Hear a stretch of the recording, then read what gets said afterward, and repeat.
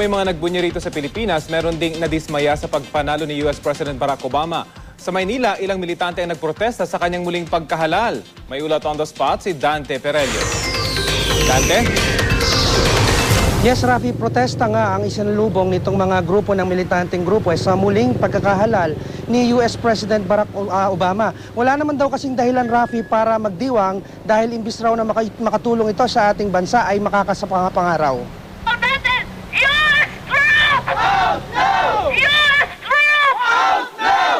Nangangahulugan raw ang muling pagkapanalo ni Obama ng patuloy na impluensya at pagpapasailalim sa kontrol ng Amerika ang ating bansa.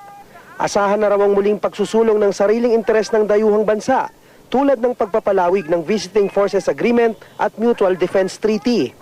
Bagay na napakahalaga raw sa Amerika para may sakatuparan ng plano nitong paglilipat ng puwersang militar nito sa Asia-Pacific region. Isa raw itong desperadong hakbang ng Amerika na ang layon ay kontrolin ang ekonomiya ng buong mundo.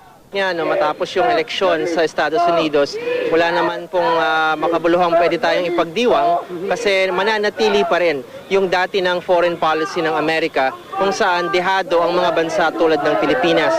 At ito nga hong pinakahuling insidente na uulat ngayon sa dyaryo na may mga toxic waste pala mula sa mga sasakyang pandigma ng US na itinatapon sa Subic.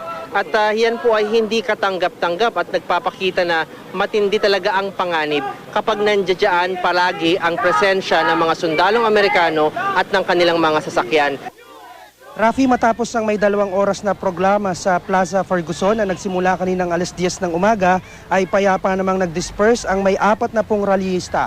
At yan ang mainit na balita mula rito sa Maynila. Balik sa iyo, Rafi. Maraming salamat, Dante Perello.